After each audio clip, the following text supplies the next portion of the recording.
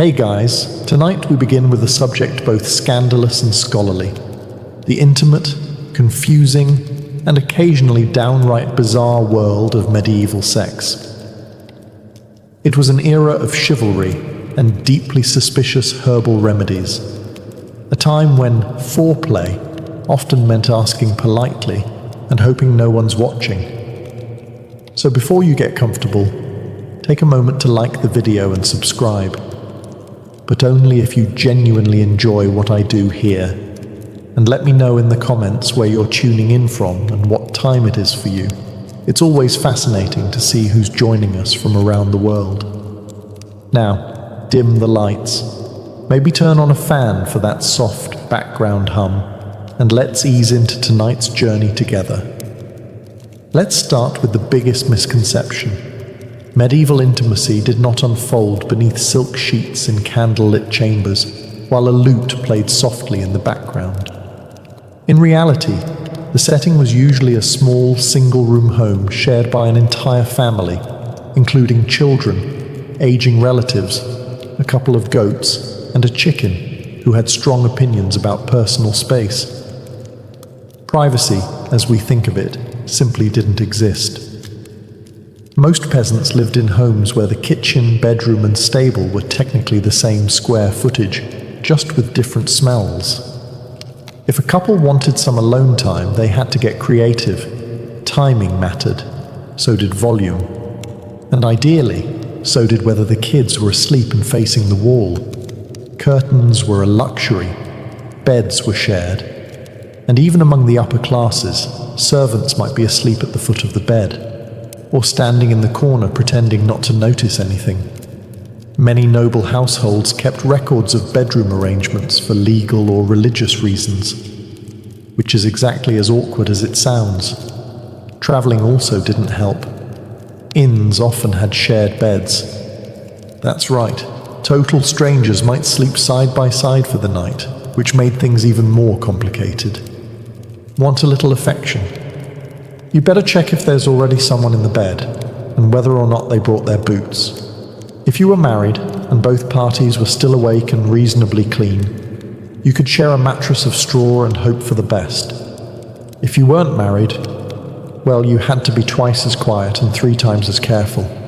Communities were small, walls were thin, and gossip traveled faster than plague rats. For those living in monasteries or convents, the rule was simple. No privacy, no distractions, and certainly no late-night whispers. But even there, human nature occasionally made things complicated, which explains why many abbeys had unusually high garden walls. In the medieval world, few things shaped private life more than the church, and it had a lot to say about what went on behind closed doors, or more accurately, behind shared curtains. According to church teachings, physical intimacy had one primary function: making more people. That was it. Not pleasure, not bonding, not stress relief. Just reproduction. Everything else? Distracting at best, sinful at worst. This wasn't just Sunday sermon material. Bishops, theologians, and confessors wrote detailed instructions on what was and wasn't acceptable, in case anyone dared to improvise. Certain days of the week were off limits. So were major feast days, fasting days, holy days, and, in some regions, entire liturgical seasons. Want to be close to your spouse during Lent? Think again. Advent? Also no. That left maybe Tuesdays in April. Even within marriage there were expectations. Couples were encouraged to approach one another with modesty and restraint. Expressions of affection were acceptable, but not excessive. Displays of passion were, to put it mildly, frowned upon. One 13th century guide suggested that married couples should engage in intimacy without pleasure, without sin, and without delay, which is, by all accounts, a fairly joyless checklist. The preferred method was missionary, and not just for religious symbolism. It was deemed the most natural, and therefore the least likely to offend God, the saints, or your local priest. Anything else was considered suspect. That includes things like enthusiasm. Confession also got involved. Priests often asked pointed questions during confession to determine whether couples had broken any moral or ecclesiastical guidelines. These weren't vague spiritual inquiries, they were very specific. Sometimes uncomfortably so. Let's just say the average 14th century friar knew far more about his parishioners' bedrooms than their birthdays. Still, enforcement was uneven. Some regions were stricter than others. Some priests ignored these rules entirely, and many lay people, particularly peasants, simply smiled, nodded, and did what they were going to do anyway, quietly. If you think modern couples have trouble syncing their schedules, spare a thought for medieval folks. Planning a romantic evening in the Middle Ages required a calendar, a priest's blessing, and the luck of St. Valentine himself, who, ironically, was never married. The Church had opinions, and by opinions we mean strict prohibitions, on when intimacy was allowed. Sundays? Absolutely not. That was the Lord's Day. Fridays? Still no. Day of penance. Wednesdays? Suspicious. Add in Lent, 40 days. Advent, another 40. Various saints' feast days, holy days, fast days, and even certain moon phases, and you'll find the calendar was less of a schedule and more of a divine obstacle course. The idea was to keep the soul focused on heaven, even when the body had other ideas. There were even lists, actual lists, of forbidden days. Some confession manuals outlined nearly half the year as off-limits. And if you were feeling particularly affectionate during one of those forbidden days, well, enjoy your spiritual guilt and an extra trip to confession. One 13th century bishop scolded a married couple for their excessive affection, which translated to more than once a month. He recommended they direct their passion toward prayer. The couple was reportedly not thrilled. Naturally, the upper classes were more exposed to these restrictions. They had chaplains, confessors, and spiritual advisors breathing down their necks. Peasants, meanwhile, had a more flexible approach. Their lives revolved around livestock, weather, and not freezing to death, which left less time for worrying about whether Tuesday was the feast of St. No Fun. To make things worse, some believed that intimacy during the wrong time could result in sickly children, divine punishment, or, worst of all, a reputation. If your neighbors caught wind that you were celebrating a little too enthusiastically during Lent, it could lead to shame, gossip, or a strongly worded sermon delivered with maximum eye contact. Romance in medieval Europe was less about falling in love and more about falling into a legally binding agreement. If you were hoping for candlelit dinners, poetry, and whispered confessions, you'd be better off reading a troubadour ballad. Real-life courtship for most people involved livestock, land rights, and two families agreeing not to start a feud. Marriage was primarily a business deal. Daughters were exchanged to cement alliances, acquire property, or secure peace between neighbors who had previously disagreed over whose pig ate whose cabbage. A bride might come with a dowry of coin, linens, or a small patch of farmland. In return, the groom's family might promise not to be entirely insufferable. Courtship, when it happened, was supervised, sometimes literally. Young people rarely courted alone.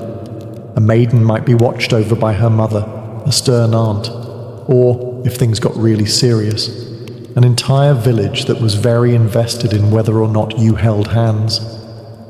Among the nobility, arranged matches were the norm. Kings and lords negotiated marriages like chess moves, and affection was something you developed later, or not at all. As one medieval proverb more or less stated, "Better a wealthy match with a grumpy face than a poor one with dimples." Romantic. Even among peasants, practical concerns ruled. A man's suitability was judged by his land, tools, or the size of his ox. And women? They were evaluated on their housekeeping skills, reputation, and general ability to not start drama at the market. This doesn't mean love didn't exist, it did, but it usually came after marriage, not before. If affection grew over time, that was considered a bonus, not a requirement. Think of it like medieval emotional DLC, not included in the base marriage package. Still, where there's a will, there's a workaround. Secret flirtations, playful songs, and moonlit walks to the village well became the unsanctioned side quests of medieval dating. Just be careful. Get caught kissing behind the barn, and you could face public penance, a fine, or a very disappointed father with a pitchfork. Let's clear up one of the most persistent legends about medieval relationships: chastity belts. Yes, you've probably seen them in cartoons, historical dramas, or very unfortunate museum gift shops. Those iron contraptions allegedly locked around a woman's waist while her husband went off to war, leaving her physically and morally sealed. Except, not really. There's no solid historical evidence that chastity belts were ever widely used in the Middle Ages. In fact, most examples we have today come from the Renaissance or even the Victorian era, periods more obsessed with the idea of medieval repression than with what actually happened. Many of these belts were created as joke items, warnings, or museum curiosities, not functioning devices. Medieval manuscripts, which often record all sorts of uncomfortable details, are suspiciously silent about mass belt distribution. No tailors advertised them. No laws regulated them. No churches handed them out during awkward marriage ceremonies. It's almost as if, and stay with me here, they weren't actually a thing. Which makes sense, because the design is wildly impractical. Medieval hygiene was already questionable. Now imagine adding a rusty metal contraption with no user manual, and a padlock that probably required a blacksmith. It would have caused more infections than it prevented indiscretions. So where did the myth come from? Likely from a combination of later moral panic and satire. Renaissance moralists and Victorian collectors loved the image of a repressed, over-controlled medieval woman. It fit their narrative. And nothing says virtue like a literal keyhole in your underpants. In reality, fidelity was enforced through more traditional and more effective means: shame, surveillance, religion, and strategic matchmaking. Noblewomen were often chaperoned within an inch of their lives. Peasant girls had entire villages watching them like unpaid private investigators. And any whiff of scandal could lead to ruined reputations, lost dowries, or awkward confessions involving phrases like, "at the edge of the barley field." In a surprising twist that would shock many of their modern descendants, medieval towns didn't just tolerate brothels. In many cases, they regulated them. That's right. In several parts of medieval Europe, especially urban centres, brothels operated as legal businesses. Town councils licensed them, charged taxes, and even designated specific red light districts, long before the light bulb was invented. Some cities went as far as employing officials to manage them. These lucky souls were known as brothel keepers, or more colourfully, keepers of public women, which sounds like a very stressful line on a resume. The rationale behind this arrangement was pragmatic, if a little cynical. Officials believed that allowing a controlled outlet for men's desires would reduce the chances of greater sins, like adultery, assault, or heaven forbid, dancing. Regulated brothels were seen as a necessary evil to keep society orderly, much like traffic signs or the existence of turnips. The church, of course, wasn't thrilled. Officially, it condemned the entire practice. But unofficially, many clergy turned a blind eye. Some even collected rent from the very same establishments. If that sounds like hypocrisy, congratulations. You've grasped the essence of medieval theology in practice. Working in a brothel was no fairy tale, but it wasn't necessarily a life of constant misery either. Some women chose the profession for economic reasons, especially widows or those without family support. Others were coerced or trafficked, particularly in port cities, where sailors brought in coin and complications in equal measure. There were even handbooks. Yes, actual handbooks for how these houses should be managed. Clean sheets, basic health inspections, and set hours were all part of the regulation process. Patrons came from all social classes: knights, apprentices, merchants, even monks, despite vows that strongly suggested otherwise.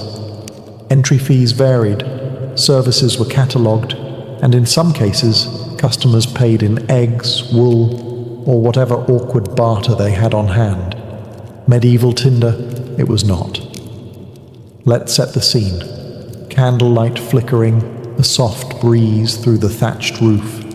Your beloved whispers sweet nothings, and then removes their wool tunic to reveal a powerful medieval musk.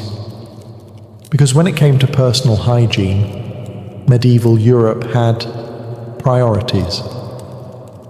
Staying clean was on the list, just somewhere after surviving the plague, fixing the roof, and catching the pig that got into the pantry again. Bathing did happen, but not nearly as often as modern noses would hope. Peasants bathed infrequently, maybe once a month, more if they fell into a river by accident. Soap was either homemade or imported, expensive, and used sparingly. And while public bathhouses existed in towns and cities, they were sometimes banned during outbreaks of disease or scandal, or both.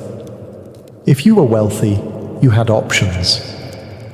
A hot bath could be drawn, scented with herbs, and followed by being rubbed with linen cloths by attendants. If you were poor, your sponge bath involved a cold bucket and the vague hope that nobody would notice your aroma over the stables. To add complexity, water itself was occasionally viewed with suspicion, especially cold water.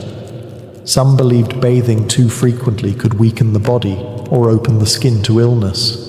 Others simply didn't have the time, or the tub, or any water that wasn't already being fought over by the local geese. Now, imagine trying to impress someone under these conditions. Perfume? Mostly for the elite. Deodorant? A dream of the distant future. Dental care? Well, you might rub your teeth with ash or chew mint leaves if you were fancy. Kissing was certainly an adventure. Clothing didn't help. Layers of wool, leather, linen, and fur trapped heat, sweat, and every scent you encountered during your day, including the contents of the chamber pot and the mystery stew. And yet, people still found ways to fall in love, flirt, and get close. Perhaps our standards were different. Or perhaps, when everyone smelled equally awful, love was truly blind. And nose blind. In medieval Europe, controlling the size of your family was a bit like trying to steer a cart with no wheels, no reins, and a particularly uncooperative goat. Technically possible, but not something you could count on. To be clear, people did try. Just because contraception wasn't effective by modern standards didn't mean medieval folks were oblivious. They were very much aware that certain behaviors led to babies, and many went to elaborate, if occasionally baffling, lengths to prevent it. Some of the more scientific methods included herbal mixtures, animal membranes, and rituals that involved burying certain objects near the doorstep. One popular approach advised drinking wine boiled with beaver testicles.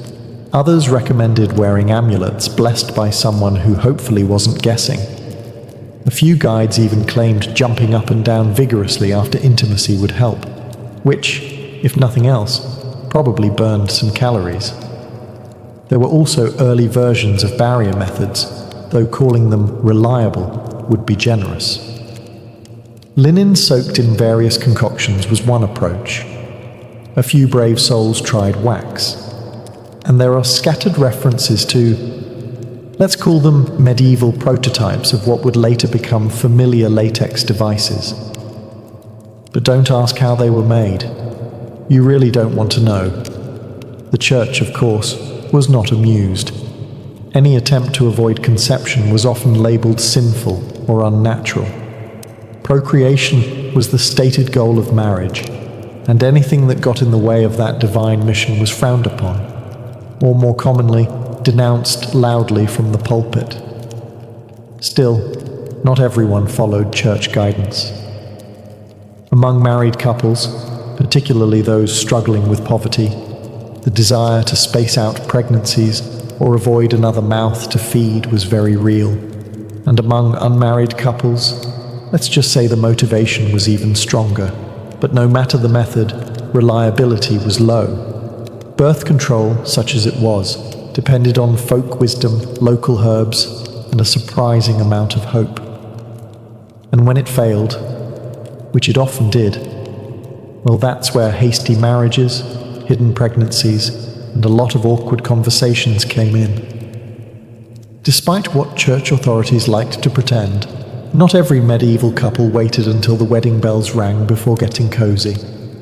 In fact, the practice of testing the goods before marriage was, well, common enough to require a lot of paperwork.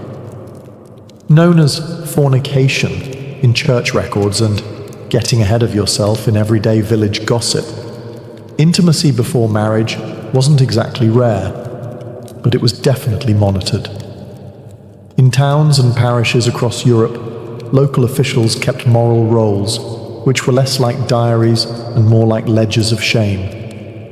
If a couple was caught, or even suspected, of jumping the marital timeline, they could be hauled before the local court and fined.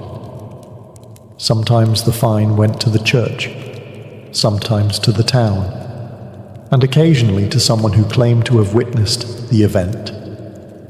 Medieval snitching was alive and well. Fines varied depending on whether it was a first offence, whether a pregnancy resulted, or whether the couple eventually got married. In some cases, getting married after the fact erased the fine, kind of like retroactive permission. In others, the fine was still applied, but at a discounted rate. Early bird penalties, if you will, and let's not forget the social consequences. In tight-knit communities, everyone knew everyone else's business. So even if your local priest was feeling merciful, your neighbours weren't. Gossip could spread faster than a poorly stored meat pie in July. Interestingly, many of these situations resulted in something called hand fasting, a sort of informal engagement where the couple considered themselves betrothed, and in some regions that was legally enough to begin cohabiting. The church later tried to tighten that loophole, but in the meantime, a lot of medieval babies were technically early arrivals. Among peasants, this was all handled with a bit more practicality. If a couple was clearly serious and a pregnancy had occurred, marriage usually followed, sometimes hurried along with a gentle nudge or firm push from both families. Among nobles, however, consequences could be far worse, especially if inheritance or reputation was on the line. In the medieval world, virginity wasn't just a virtue, it was a contract clause, a political tool, and occasionally a community-wide obsession. Among the peasantry, expectations varied by region and circumstance. A young woman was generally expected to arrive at marriage untested, at least officially. But if she didn't, well, some eyebrows would rise, and a small fine or shotgun wedding might sort things out. For the upper classes, though, things got serious. Noble women's virginity was directly tied to inheritance, alliances, and family honor. A broken engagement might spark a feud. A pregnancy out of wedlock could derail generations of planning. So how did they verify it?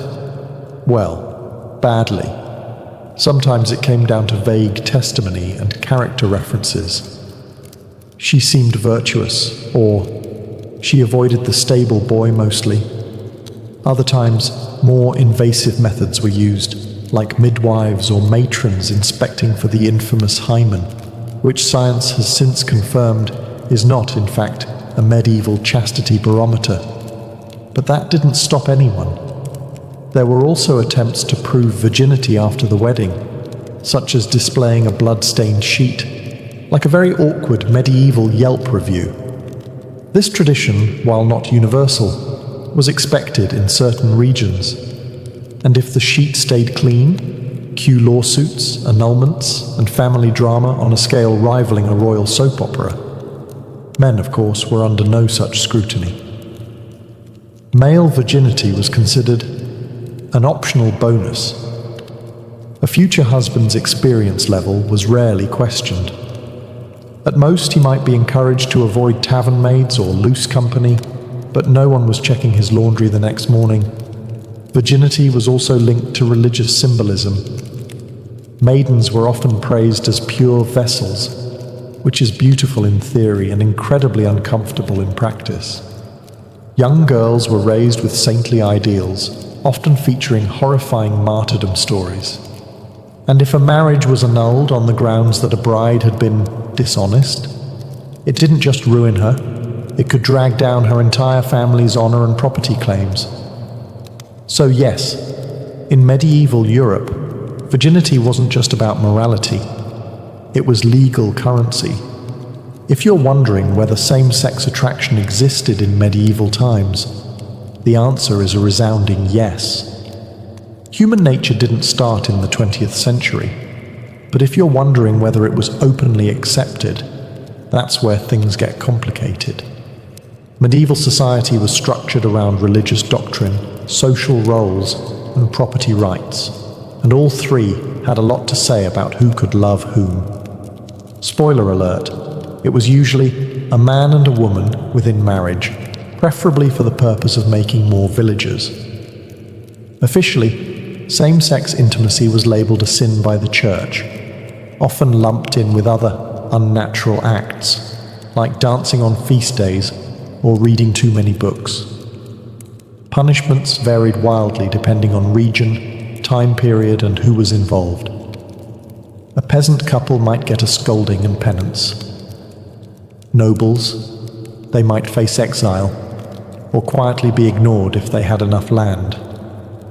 But while the church thundered from the pulpit, real life was messier. We have records, poems, letters, even legal documents that show emotional, romantic, and sometimes physical relationships between people of the same sex. Some monks wrote love letters to each other in Latin that sound suspiciously less brotherly and more longing. Noblewomen sometimes shared beds and declared exclusive devotion in terms that would make a troubadour blush. Medieval Europe also had social structures that blurred lines. All-male monasteries and all-female convents created deep emotional bonds. Knightly brotherhoods were full of vows and affectionate language. Some historians debate whether these were romantic, platonic, or something in between. But either way, there were feelings involved, and possibly poetry. As for terminology, the modern concept of sexual identity didn't exist. You didn't come out, you just lived, carefully, quietly, and often coded in allegory. There were no pride parades, but there were songs, saints' stories, and suspiciously intense pilgrimages taken in pairs. Adultery in medieval Europe was a bit like handling a live chicken while juggling knives.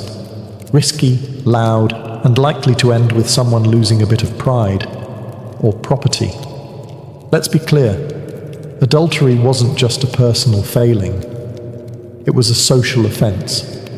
Marriage was seen not only as a holy sacrament, but also a legal contract, a property deal, and often a strategic alliance. So when someone strayed, they weren't just breaking hearts, They were tampering with inheritances, dowries, and the always fragile local gossip equilibrium. For women, the stakes were significantly higher. A married woman caught in an affair could face public shaming, loss of dowry rights, forced penance, or even exile, especially if she had the audacity to get caught with evidence. Adulterous noblewomen might find themselves imprisoned, divorced, or, in extreme cases, discreetly removed from court life. Think less scarlet letter, more scarlet exit. Men, on the other hand, got more leeway. A married man having an affair with an unmarried woman might be seen as morally suspect, but not legally punished, unless the woman's family had powerful friends or the church was feeling unusually righteous that week. That said, not all adulterers got off easy. Some towns imposed steep fines or required public confession. A few legal records include creative punishments, such as parading through the village in nothing but a shift or having to pay for a new church bell, because nothing says divine justice like bronze acoustics. The real danger, however, wasn't always the law. It was the husband. Honor killings weren't unheard of, particularly among nobles. If a cuckolded man discovered his wife's affair, medieval custom sometimes allowed him to take appropriate action. The definition of appropriate, of course, depended heavily on his status and how many swords he owned. For the wealthy, things could spiral into full-blown scandals, duels, annulments, or decade-long family feuds. For peasants, the consequences were usually financial. A fine here, a goat forfeited there, and a permanent place in village gossip. In medieval Europe, the idea of consent existed, but not in the way we understand it today. It wasn't about mutual respect or enthusiastic yeses. Instead, it was tangled in law codes, dowries, church doctrine, and the occasional shrug from society. Let's start with the basics. Medieval canon law did recognize the concept of consent in marriage. In fact, a marriage was considered valid if both parties verbally consented, even without a priest present. That's right. Two people saying "I will" in a field somewhere could technically be married. Romantic? Possibly. Legally confusing? Absolutely. But here's the rub. Just because consent was acknowledged in theory doesn't mean it was respected in practice, especially for women. For noble daughters, consent often came after arrangements were made. Families negotiated marriages like peace treaties. The young lady's opinion might be politely requested or strongly implied. But in the end, the dowry talked louder than she did. For peasant women, choices were broader, but still pressured. Saying no to a match could mean economic ruin or social backlash. Saying no to the local reeve's son? Riskier still. Inside marriage, consent became even murkier. Husbands had legal rights to their wives' bodies, and denying them could be grounds for complaint or annulment. Some church thinkers argued that spouses owed each other the marital debt, which sounds like a joint checking account, but was actually far less voluntary. Still, the picture wasn't all grim. Medieval courts did prosecute cases of coercion and assault, especially when witnesses were available or the accused didn't have powerful friends. In urban centres like London or Paris, court records show women and men bringing forward complaints, sometimes winning justice, or at least making a public stink. And let's not forget the literary side. Medieval tales are full of complex dynamics. Courtly love poetry, for example, often danced around consent, with knights pining, ladies refusing, and everyone dramatically swooning. If nothing else, they knew it was important to ask, even if they ignored the answer. If you ever felt like the medieval church had a complicated relationship with physical pleasure, you're right. It wasn't just complicated. It was borderline suspicious.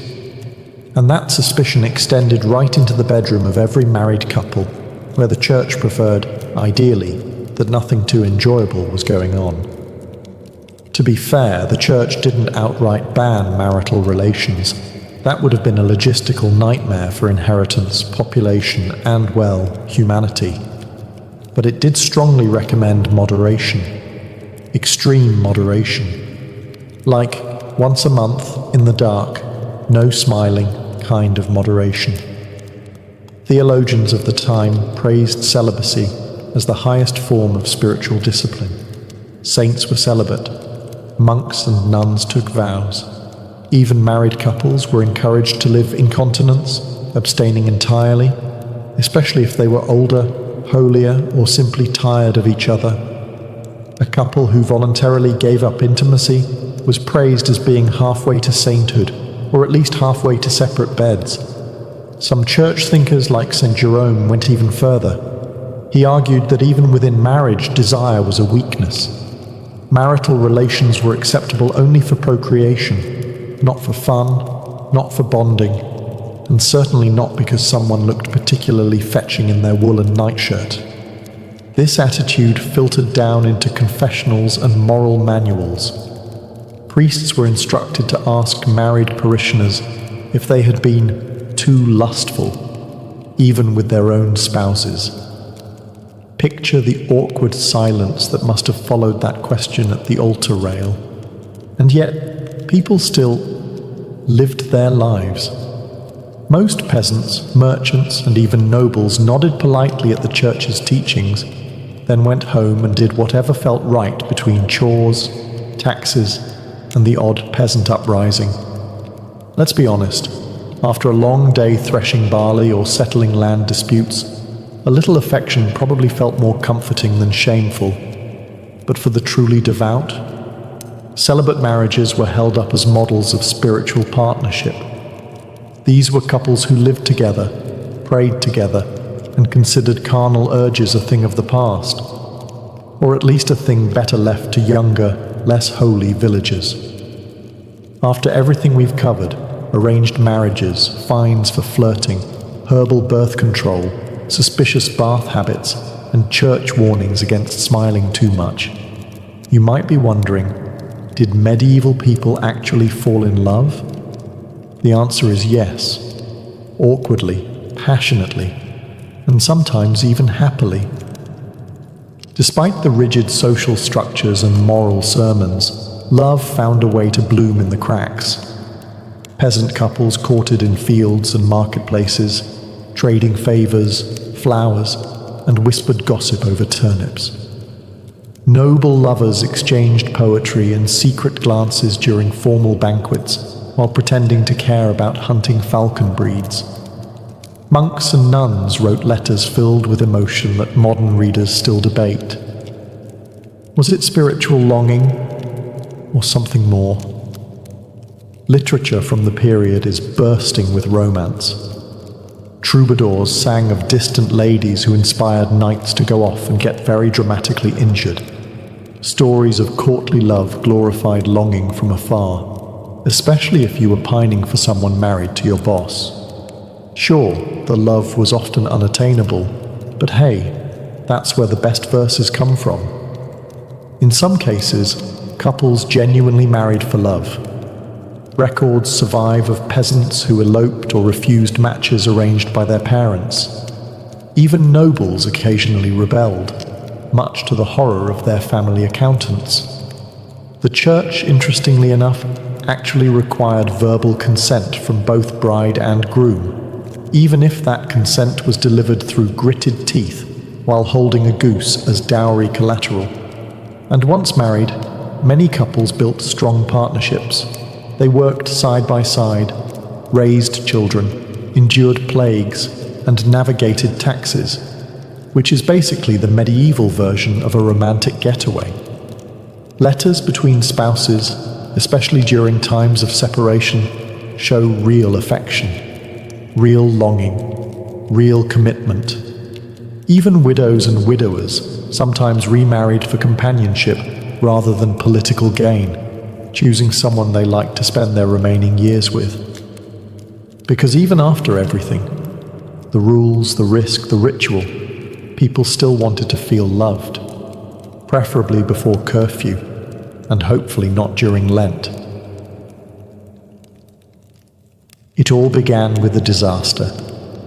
Zeno of Citium, a wealthy merchant from the island of Cyprus, had it all. Ships loaded with precious dyes, trade routes mapped across the Mediterranean, and the kind of fortune that made a man feel invincible. But fate, as ancient philosophers love to remind us, doesn't care how many ships you own. Somewhere near Athens, Zeno's fleet was caught in a violent storm. The sea didn't just swallow his cargo, it swallowed his identity. One moment, he was a merchant. The next, a man with nothing. When he finally reached the Athenian shore, he was broke, soaked, and, ironically, on the verge of something far more enduring than trade wealth. With nowhere to go and nothing left to lose, Zeno wandered into a small bookshop in the Athenian agora. It was here that he picked up a worn copy of Xenophon's Memorabilia, a text that preserved the wisdom of Socrates. Intrigued by the quiet power of the ideas within, Zeno asked the bookseller where he could find a man like Socrates. The bookseller simply pointed to a stooped, cranky philosopher named Crates walking by. And so, Zeno began studying under Crates the cynic, a man known for rejecting wealth and possessions with almost theatrical dedication. He once threw his money into the sea just to prove a point. At first, Zeno struggled with this extreme lifestyle. He wasn't ready to live in poverty for philosophy's sake. But Crates planted a seed in his mind, one that grew into a new way of thinking. Zeno didn't stay a student forever. Over time, he pieced together his own worldview, borrowing Socratic ethics, cynic discipline, and the logical rigor of earlier thinkers like Heraclitus.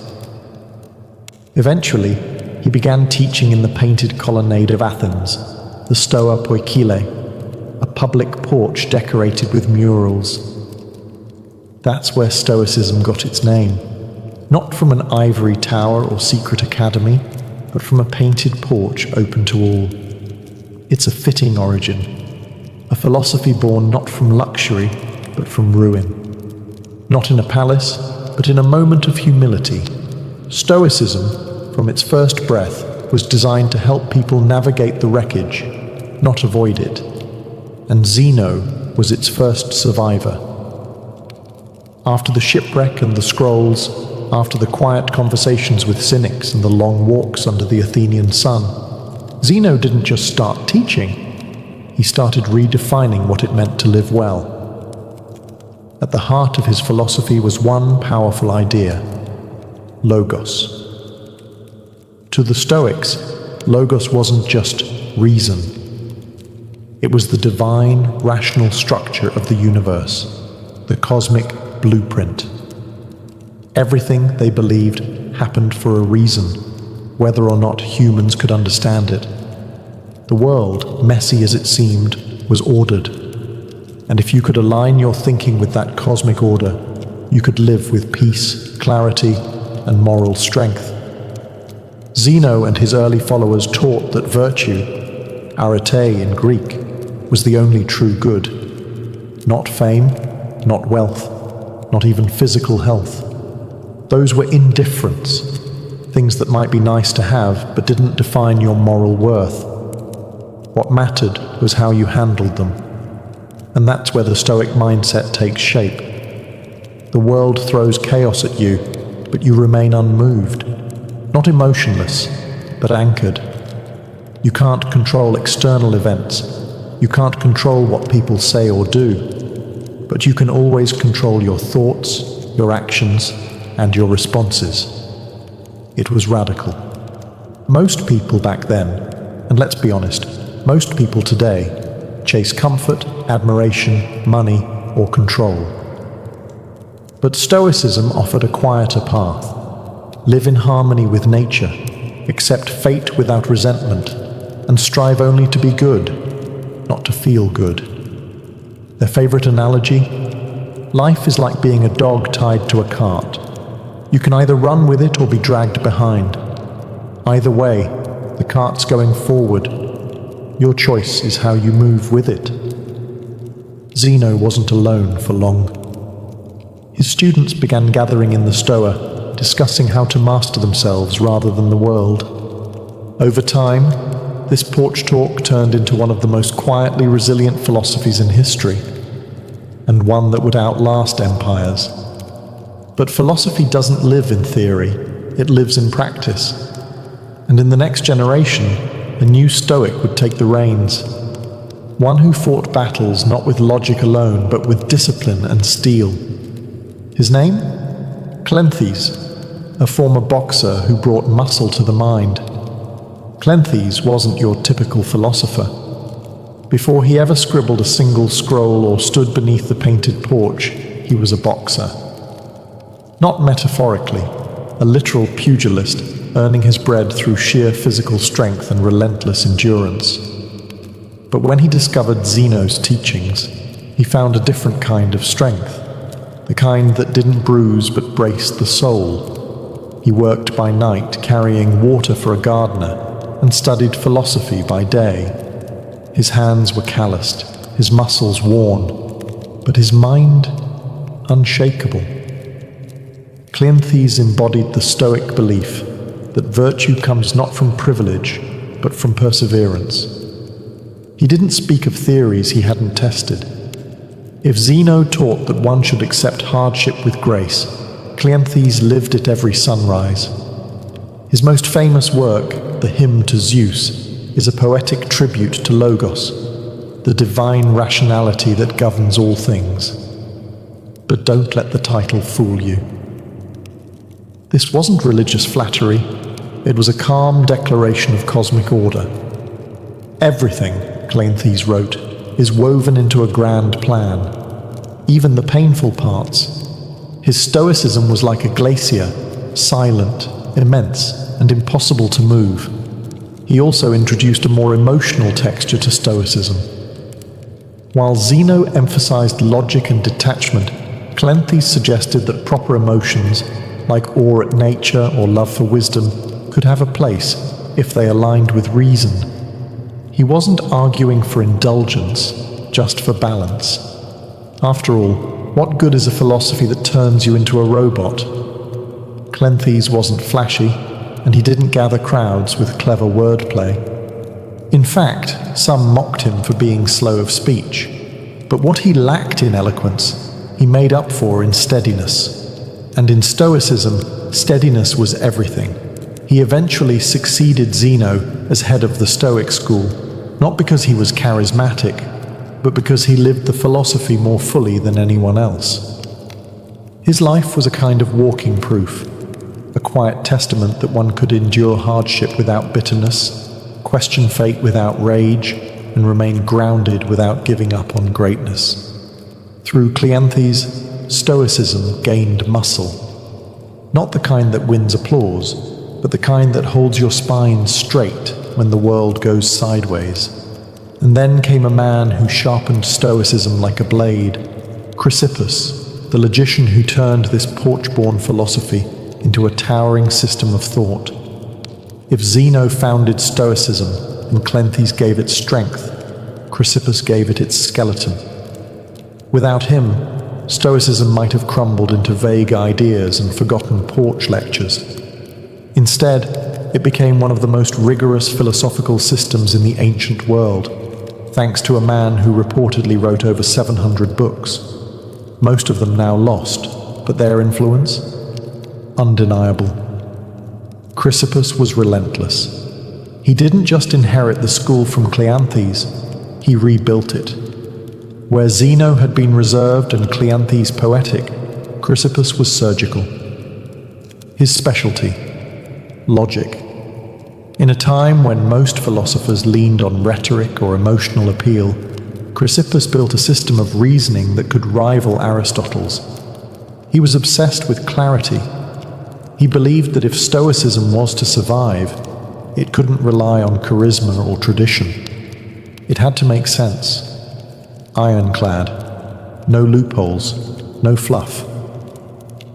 He refined the Stoic distinction between what is in our control and what is not. He expanded their ethics, metaphysics, and physics into something coherent and unapologetically difficult.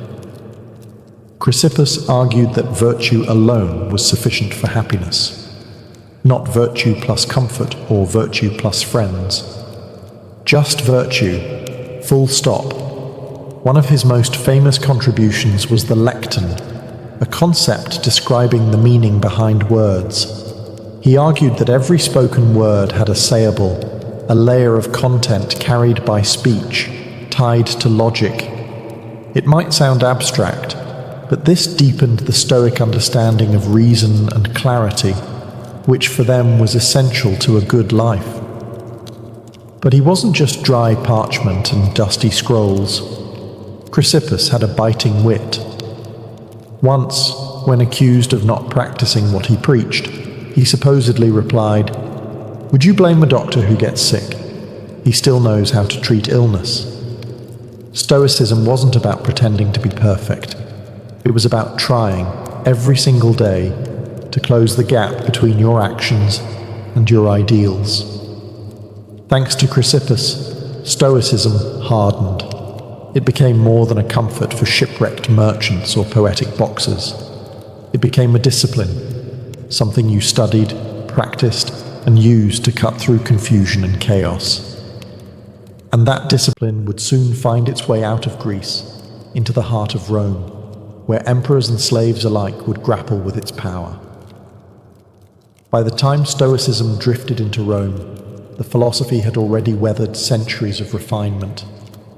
But in the hands of the Romans, it evolved from a Greek intellectual pursuit into a way of life suited for statesmen, generals, and even emperors.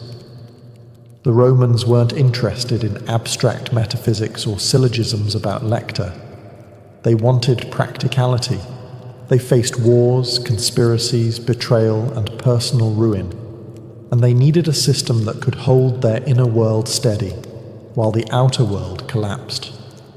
Stoicism, with its focus on self-mastery and virtue in the face of chaos, was a perfect fit.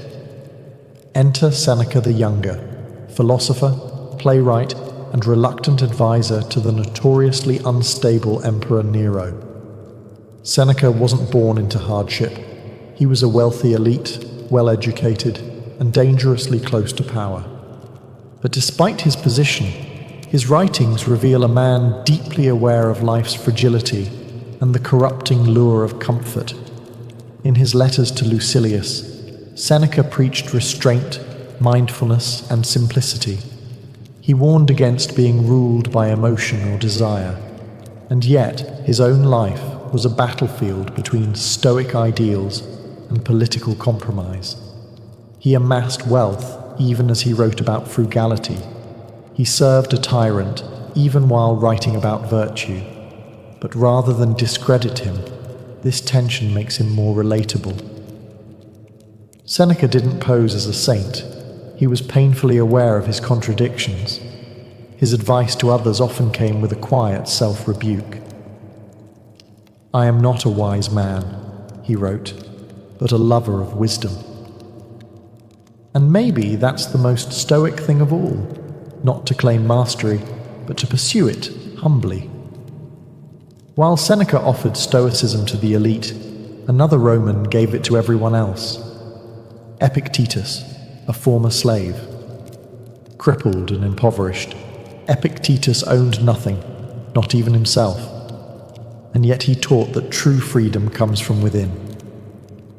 "You may chain my leg," he said, "but not even Zeus can conquer my mind." To him, life's hardships weren't obstacles. They were training grounds for virtue. His teachings, preserved by his student Arrian, became a Stoic manual for inner liberation. In Rome, Stoicism was no longer just philosophy. It was armor, mental armor. And soon, that armor would be worn by the man who ruled the known world, Marcus Aurelius, emperor, warrior, and the most unlikely of all, a philosopher king. It's one thing to read philosophy in peace. It's another to write it on the front lines of war, while ruling an empire crumbling at its edges. Marcus Aurelius, crowned emperor of Rome in 161 CE, was a man born into unimaginable privilege. And yet, his reign was anything but comfortable. Plagues swept across the empire. Germanic tribes pushed at the borders. His co-emperor Lucius Verus died early. His generals betrayed him. And worst of all, his own son, Commodus, would grow into the tyrant he had hoped never to raise. Amid all this, Marcus didn't write speeches or propaganda. He wrote to himself, quiet, personal reflections later compiled into the Meditations. Never intended for publication, these pages offer a window into a Stoic mind under siege. They read not like declarations from a throne, but like whispered reminders from a tired man trying to stay upright. Begin each day by telling yourself, he wrote, "Today I shall meet with interference, ingratitude, insolence, disloyalty, ill will, and selfishness." That wasn't pessimism. It was preparation. Marcus believed that by expecting hardship, he could face it without being thrown off course. To him, people's actions were not insults. They were reflections of their ignorance. And his duty wasn't to control others, but to control himself. He often reminded himself, "You could die tomorrow. You could die today. So act now, not with anxiety, but with purpose." That wasn't despair. That was clarity.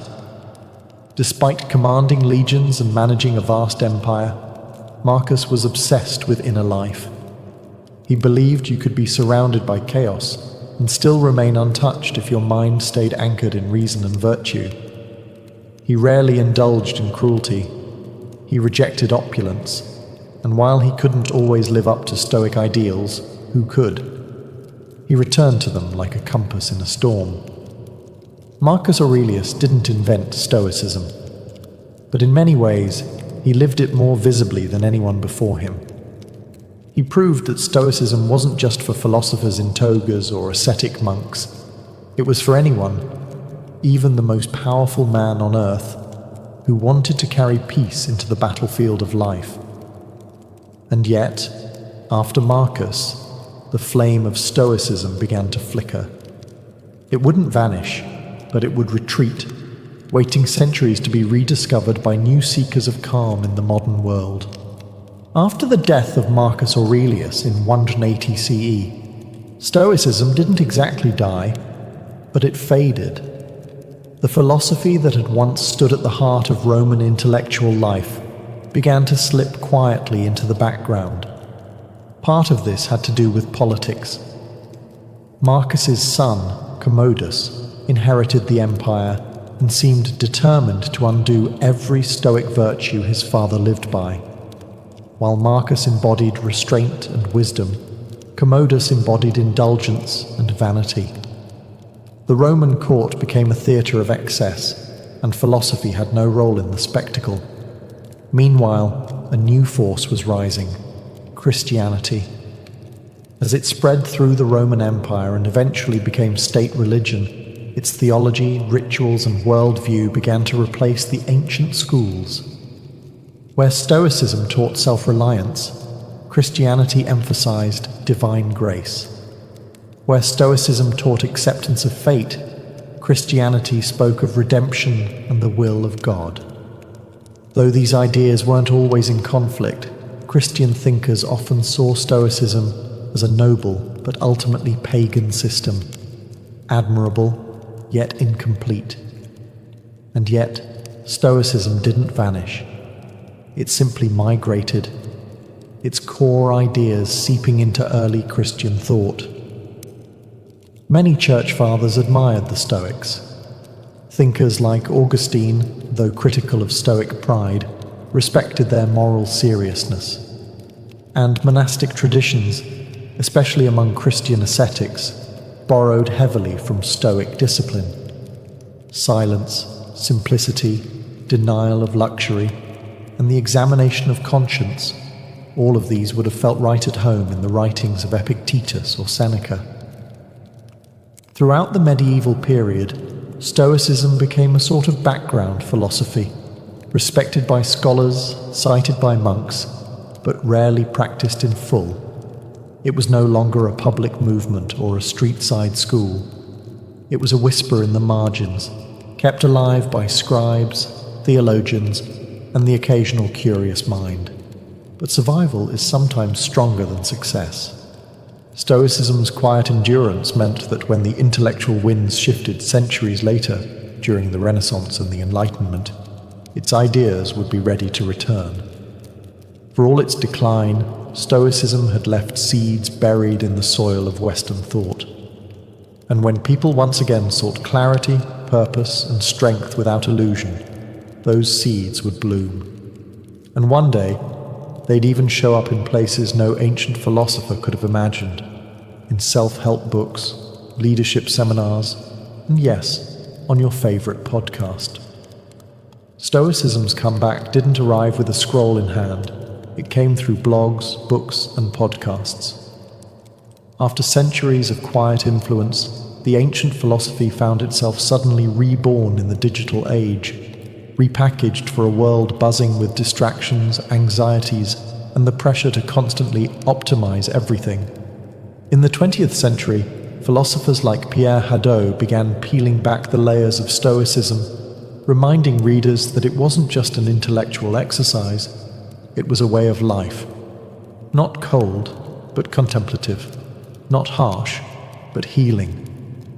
Hadot argued that ancient philosophy was originally a spiritual practice, and Stoicism, more than any other school, was meant to be lived, not merely read. That message hit home for a new generation.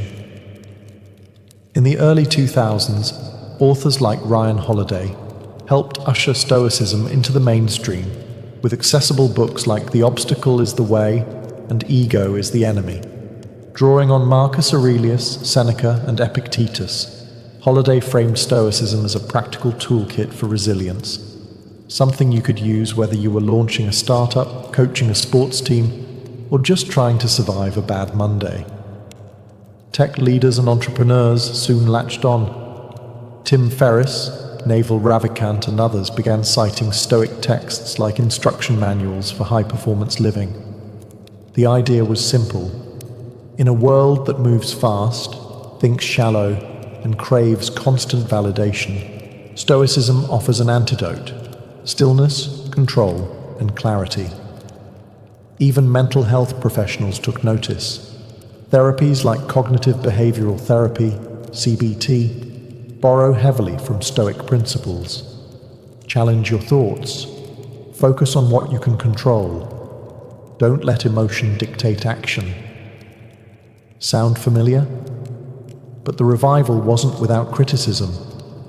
Some said modern Stoicism had been stripped of its depth, turned into motivational wallpaper for productivity bros. And there's truth to that. Not every inspirational quote on Instagram reflects the rigor or humility of ancient practice. Still, the fact remains. Stoicism survived not because it was trendy, but because it works. When life goes sideways, when we lose a job, face a diagnosis, or wake up unsure of our place in the world, Stoicism reminds us, you can't control what happens, but you can control what you become. That message has never been more timely, and so we arrive at the present, where ancient wisdom quietly guides modern minds. Today, Stoicism exists in a paradox. It is an ancient philosophy designed for inner peace, now living in a world obsessed with noise. Scroll through social media and you'll see a quote from Marcus Aurelius, sandwiched between cat videos and stock tips. Open a bestseller list, and there it is again. The Daily Stoic, waiting to be your morning mental vitamin. Somehow, a 2,300-year-old porch philosophy is trending. But Stoicism isn't popular because it's fashionable. It's popular because it addresses a very specific modern hunger, mental clarity in a world of confusion. When everything feels out of control, the economy, relationships, climate, algorithms, Stoicism offers a map inward. It teaches us to focus, not on the chaos around us, but on the choices we still own. The central questions remain the same. What is in your control? What kind of person will you choose to be, regardless of circumstance? And unlike some philosophies that demand total withdrawal from the world, Stoicism invites us to participate. Go to work, raise your kids, serve your community, but do it from a place of calm, not craving. Action, yes, but grounded action. In that sense, Stoicism is a kind of rebellion, not the loud, sign-waving kind, but a silent resistance against impulsiveness, distraction, and emotional chaos. It's the discipline to pause before reacting, the courage to stay kind in a cruel moment, the humility to know you're not the center of the universe, but you are responsible for how you move through it. More than ever, people are returning to this simple clarity.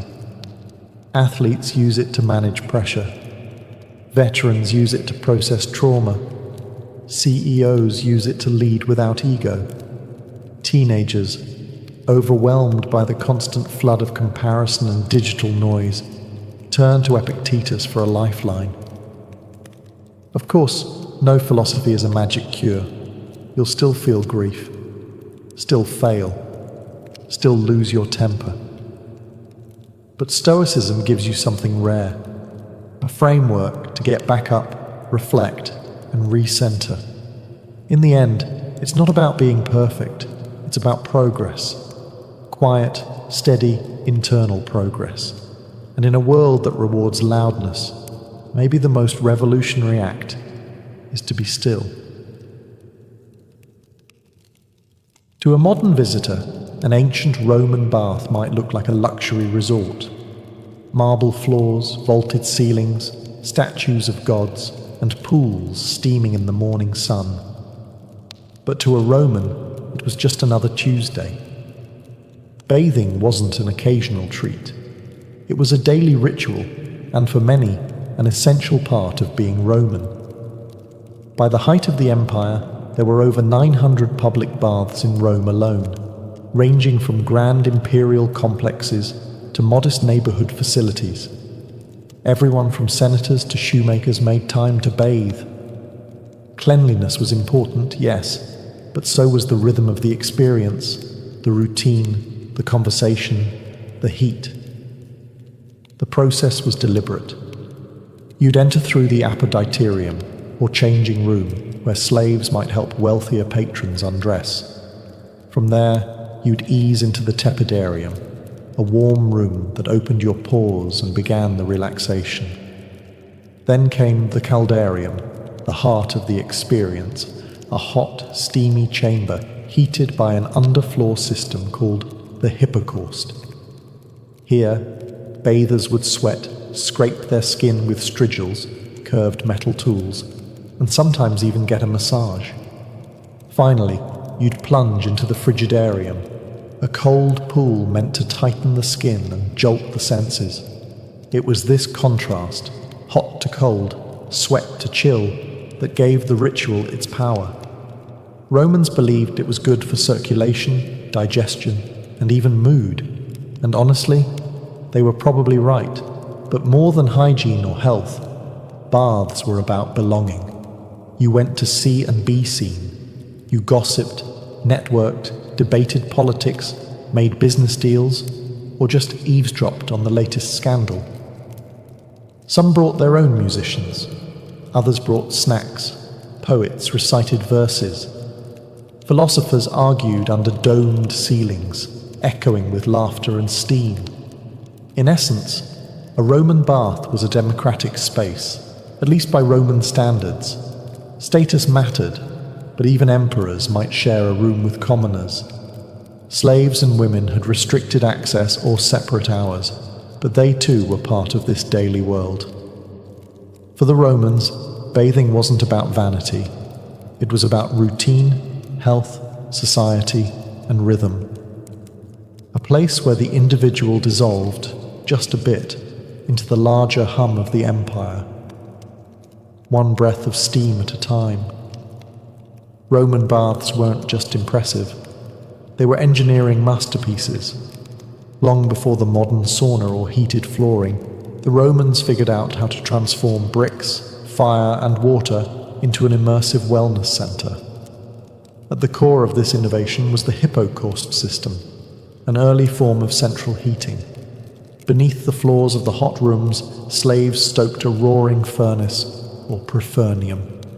This fire heated a space beneath the raised floor, supported by small columns called pillae. Hot air flowed through this subfloor chamber and up through flues in the walls, radiating heat through the room like a gentle oven. The result? A consistent, enveloping warmth without smoke suffocating the bathers. The architecture itself was strategic. Vaulted ceilings trapped heat, domes diffused sound, and a complex arrangement of rooms regulated temperature flow, from the cooler apoditerium to the temperate tepidarium to the blazing caldarium. Windows were designed to harness sunlight, and water was constantly circulating, clean, flowing, and heated to exacting standards. And let's talk about the aqueducts, the silent heroes of the empire. These elevated stone channels delivered vast quantities of water into the cities, allowing even inland bath complexes to operate year-round. Some of the grandest baths, like those of Caracalla or Diocletian, consumed millions of liters of water daily. Yet the system was so well built that waste was minimal and flow was constant. The water wasn't just used for soaking. Romans also had steam rooms, saunas, and even primitive flushing toilets nearby. Sewage was carried away through underground drainage systems. Again, all gravity-powered. The baths weren't isolated marvels. They were integrated into the broader infrastructure of Roman urban life. Maintenance was constant.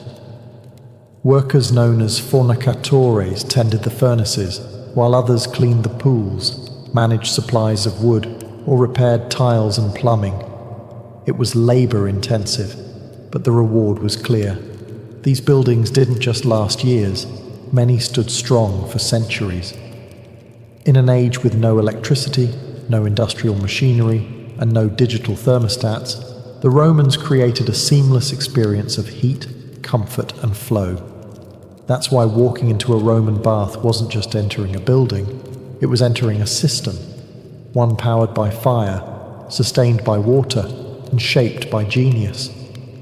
Despite all the sweat, steam, and strigils, Roman baths were never just about physical cleansing. They were about information. In a society without smartphones, email, or newspapers, the baths functioned as a kind of open-air broadcast center. Gossip didn't trickle here, it flowed. Senators, merchants, soldiers, and poets all mingled freely, with togas off and voices raised. Conversations carried across the tepidarium like wildfire. Who was sleeping with whom? What was the emperor plotting? Which general just lost a battle in the east?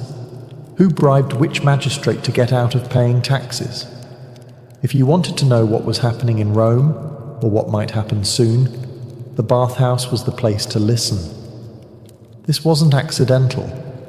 The Roman elite knew the baths were public arenas, and they used them strategically. Politics didn't stop at the Senate steps. They soaked right into the marble floors of the caldarium. A clever patrician might accidentally bump into a rival in the hot room and float a proposal under the haze of steam.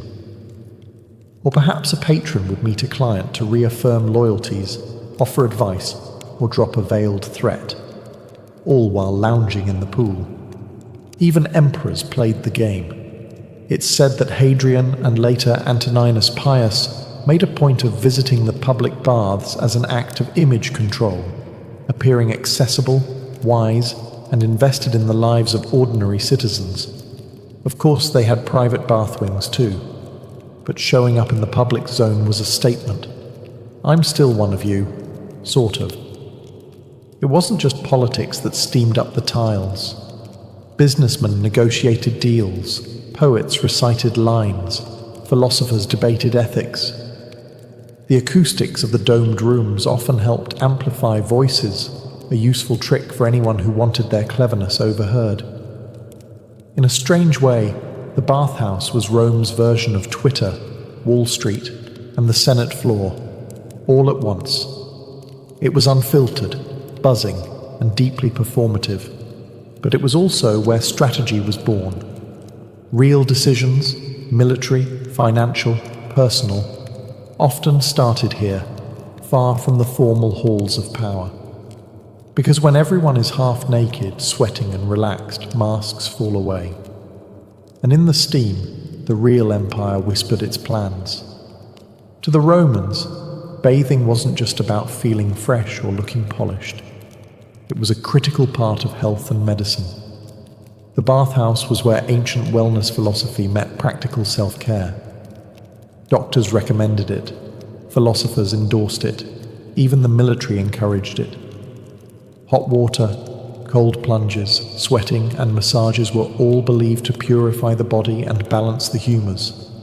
The four fluids the Romans thought governed health: blood, phlegm, yellow bile, and black bile. If these got out of balance, you got sick. But a visit to the baths, with its cycle of heating, scraping, and cooling, could supposedly restore that balance. And there's some logic to it, even by modern standards. The heat of the caldarium opened pores, relaxed muscles, and helped with circulation. The cold plunge in the frigidarium reduced inflammation and invigorated the senses. The skin was scraped clean with strigils, which removed dirt, oil, and dead skin. Afterward, many Romans received massages using scented oils, sometimes infused with herbs, sometimes just olive oil. Today, we might call this detoxing or hydrotherapy. They just called it daily life. Some of the larger bath complexes even included small medical clinics where physicians, often Greek-educated, examined patients, offered treatments, or suggested dietary changes. If you had a cough, aching joints, or digestive troubles, your doctor might prescribe not a pill, but a visit to the tepidarium, or a change in your bathing routine. Exercise was part of the picture too. Many baths had attached palestra, open courtyards for physical activity. Romans boxed, wrestled, fenced, or played ball games before beginning the bathing process. The idea was to work up a sweat before entering the steam rooms. Health wasn't passive. It was earned, one push-up and plunge at a time. Even mental health wasn't ignored.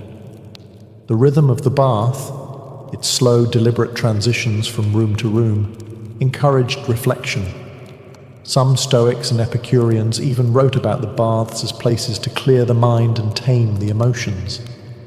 In many ways, Roman baths were ahead of their time, an integrated space for exercise, cleansing, socializing, and healing.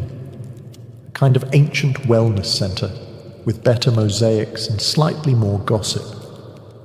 For the Romans, a healthy body wasn't a goal. It was the foundation of virtue, clarity, and strength, and the bathhouse was where it all began.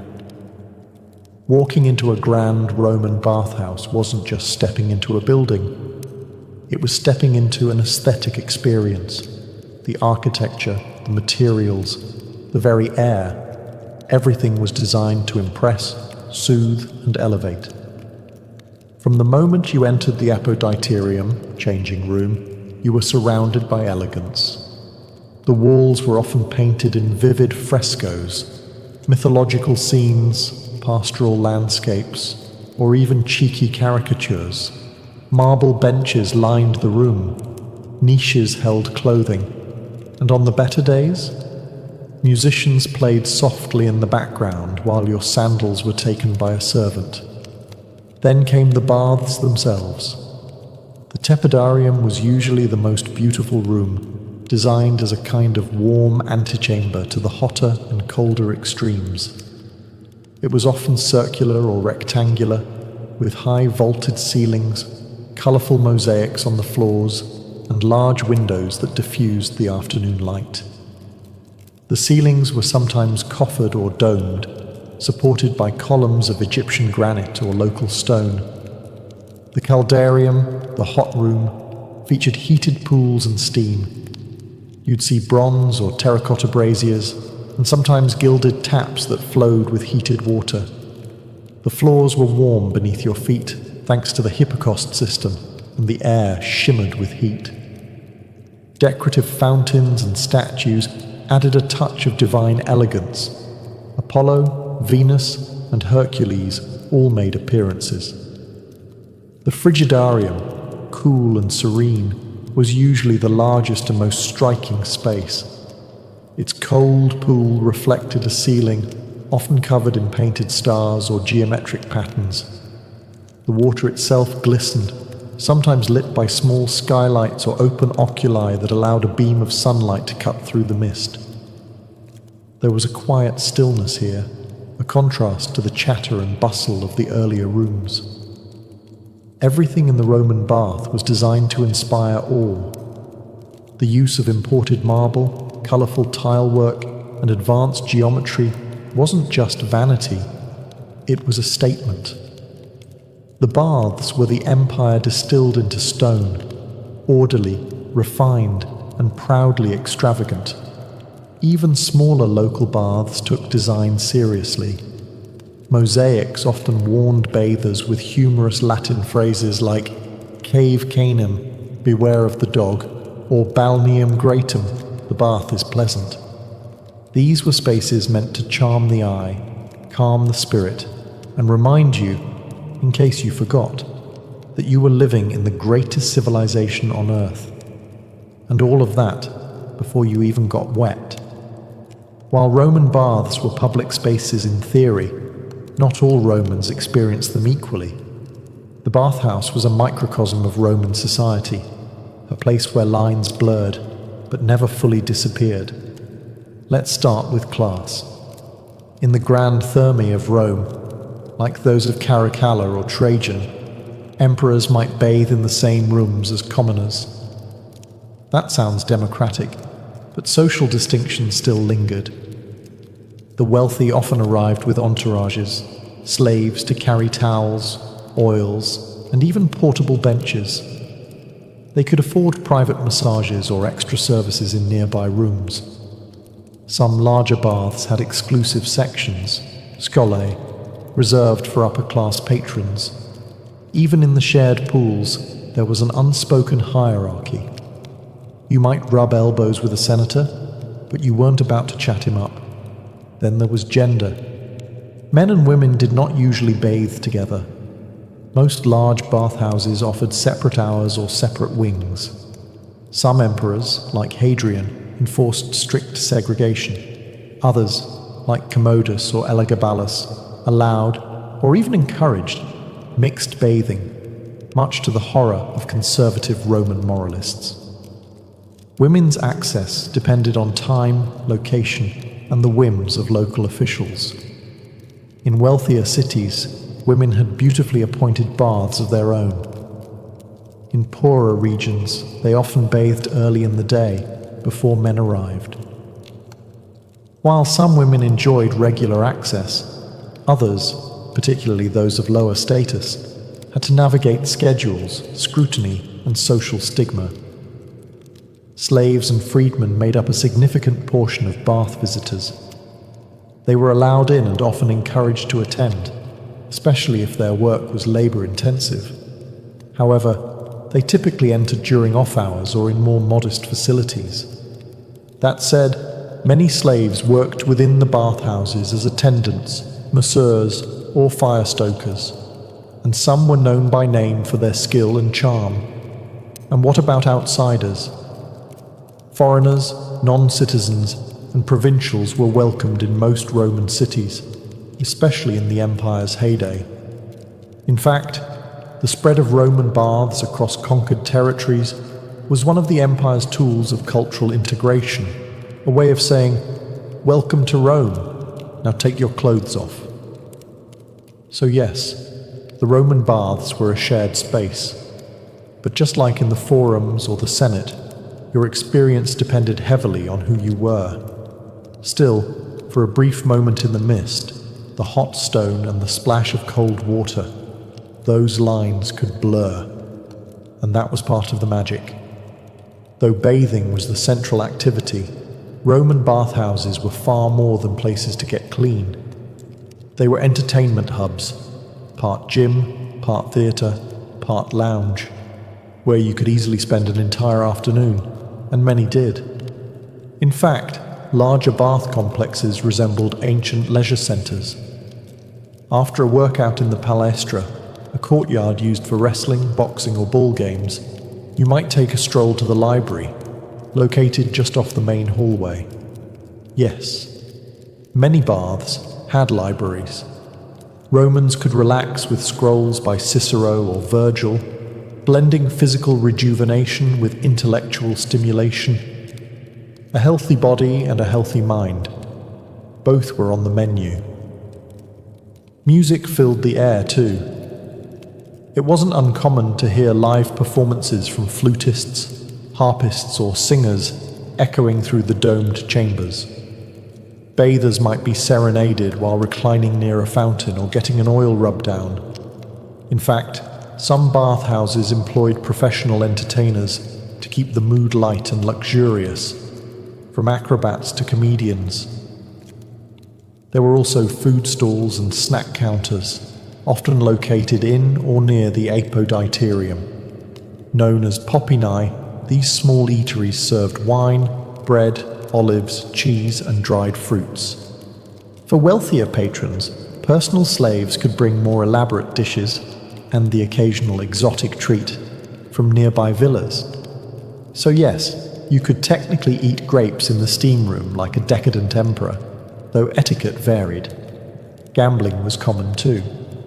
Dice games, betting on athletic matches, or just casual wagers among friends added an air of mischief to the setting. These activities weren't always legal, but they were tolerated in bath culture. After all, people came here to let loose. The bathhouses also had spaces for intimate encounters. Some rooms functioned as private lounges or even brothels, depending on the time and location. Morally ambiguous, definitely. But Roman society had a much different view of public space, privacy, and sensuality than we do today. And the steamy, dimly lit atmosphere of the caldarium only added to the allure. One of Rome's most remarkable achievements wasn't just building an empire, it was standardizing the Roman experience across thousands of miles. And that included baths. From the misty highlands of Britannia to the deserts of North Africa, and from the forests of Gaul to the sands of Syria, the Roman bath became a unifying symbol of Roman identity. Wherever the legions marched and the engineers followed, they built roads, forts, and bathhouses. These provincial baths weren't just carbon copies. They reflected local resources and customs while still following the essential Roman layout: apoditerium, tepidarium, caldarium, frigidarium. In cold climates like Britain or Germania, the hot rooms were especially important. In warmer places like North Africa or the Levant, some bathhouses expanded the shaded colonnades and cooled pools, offering relief from the blistering sun. Cities like Timgad in Algeria, Jerash in Jordan, and Bath in England all featured impressive thermae, often with mosaics, sculptures, and inscriptions celebrating imperial generosity. These weren't just public works, they were propaganda in stone. Every polished marble slab and steaming pool reminded locals, this is Rome, and Rome takes care of its people. But baths also played a critical role in cultural integration. For newly conquered peoples, the bathhouse served as a soft introduction to Roman customs. You might still speak your own language at home, but once you stripped off your clothes and stepped into the steam, you were participating in a Roman ritual, one that transcended ethnicity, origin, or local tribe. It also became a mark of urbanization. A city wasn't truly Roman until it had proper baths.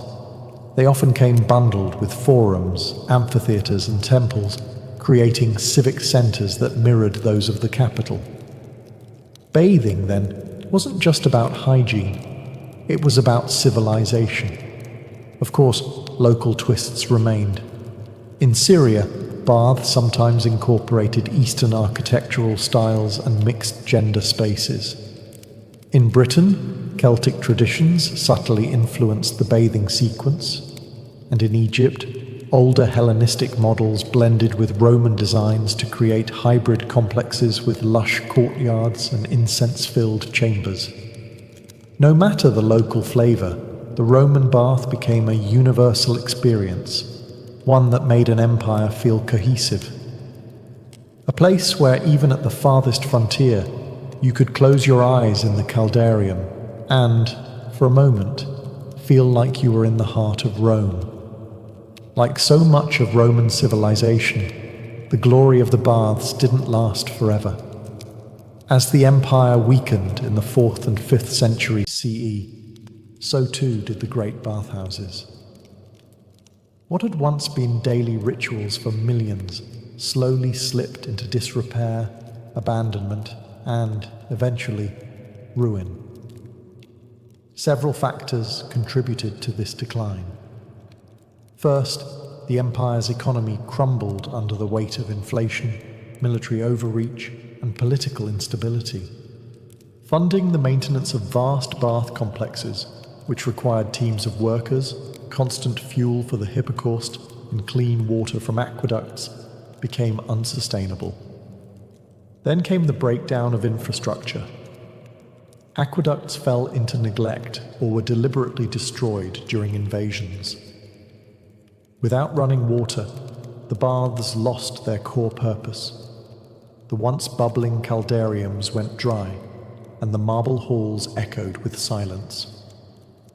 Religion also played a part. As Christianity became dominant, public bathing, especially mixed or nude bathing, came under increasing moral scrutiny. Church leaders saw the baths as symbols of pagan indulgence and bodily vanity. While some Christian emperors tried to preserve the public health function of the baths, others shut them down or repurposed them into churches, monasteries, or administrative buildings. And yet, the legacy of Roman baths endured.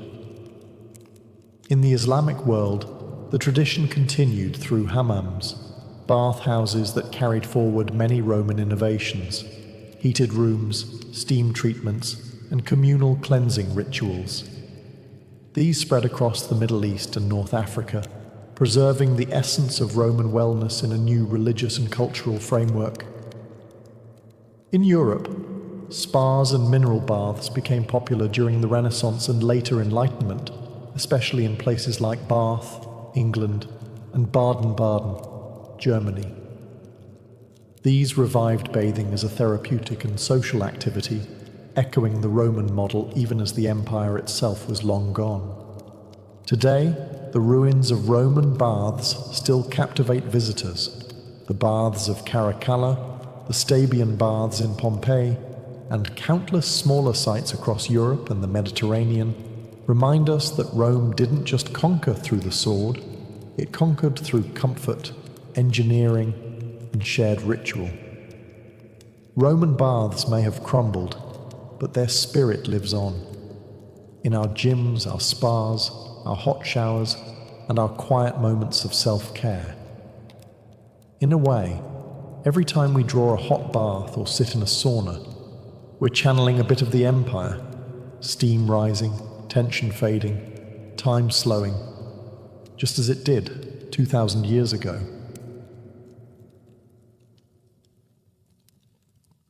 In ancient Egypt, medicine didn't live in a laboratory. It lived in the temple, the home, and the world of the gods. Healing was not just a science, it was a spiritual art, and the person who treated your illness might just recite a spell while applying a poultice to your wound. That's because Egyptian medicine was deeply intertwined with religion. Illness, to them, wasn't only about injury or infection. It could also be caused by the wrath of a god, the invasion of a malevolent spirit, or a disruption in Mayat, the cosmic order that governed all things. So, doctors, known as SWNU, weren't always working alone. They often collaborated with priests who specialized in ritual and incantation. Together, they formed a dual force of treatment, one applying remedies, the other invoking divine protection. Temples were more than places of worship. They were centers of healing.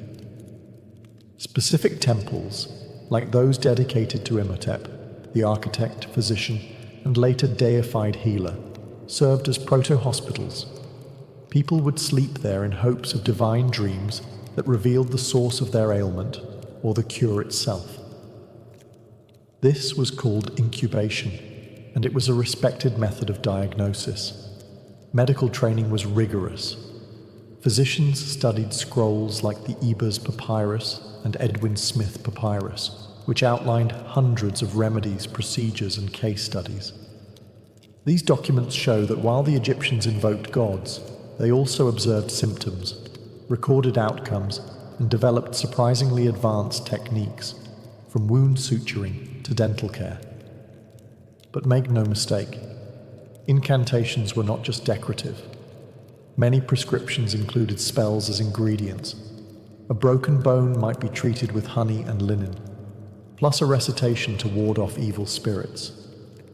Psychological conditions, now recognized as mental illness, were seen as spiritual afflictions, often requiring the intervention of a priest or magician. To us, this fusion of medicine and mysticism might seem contradictory, but to the Egyptians, it was holistic. Body, mind, and spirit were part of the same continuum. Healing one meant addressing all. In the land of the Nile, to be a healer was to walk between two worlds, with one hand mixing herbs and the other raised toward the gods. Long before stethoscopes and lab tests, ancient Egyptian physicians relied on their senses and experience. They became masters of visual diagnosis, feeling pulses, examining wounds, and interpreting subtle signs in the body to understand what was wrong, even if they believed the root cause might be spiritual.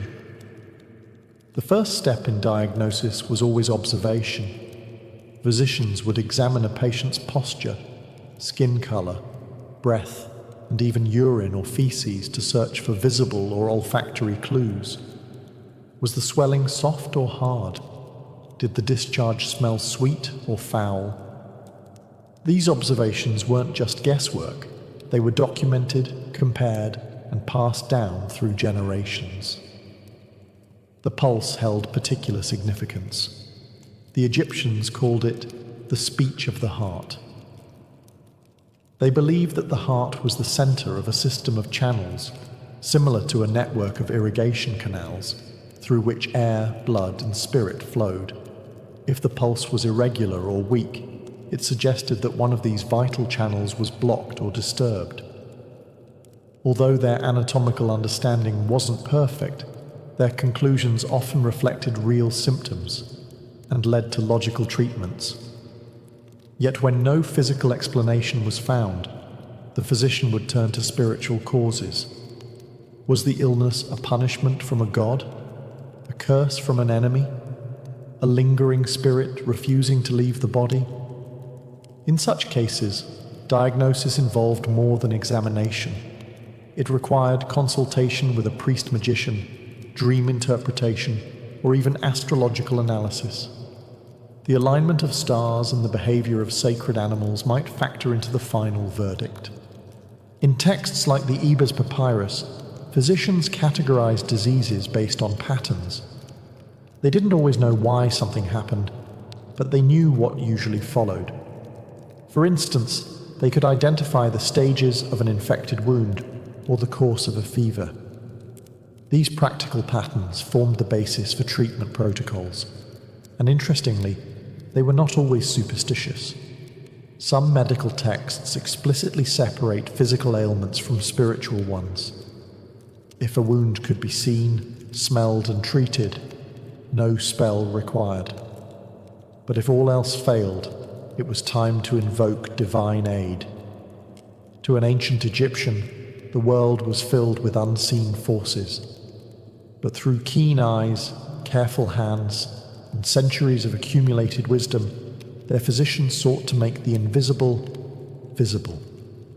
When it came to treatment, ancient Egyptian physicians had an astonishing arsenal of remedies and recipes. Their pharmacies weren't stocked with pills and injections, but with herbs, minerals, animal products, and oils, many of which they combined with surgical procedures and ritual chants. The result? A holistic approach that blended natural science with spiritual symbolism. At the heart of their medicine was the Ebers Papyrus, a 110-page scroll from around 1550 BCE. It contains over 700 prescriptions, addressing everything from stomach pain and toothaches to skin diseases and fertility issues. Each recipe was tailored, not just to the disease, but to the patient's body and social status, and often included precise instructions for mixing, timing, and application. One of their favorite ingredients? Honey.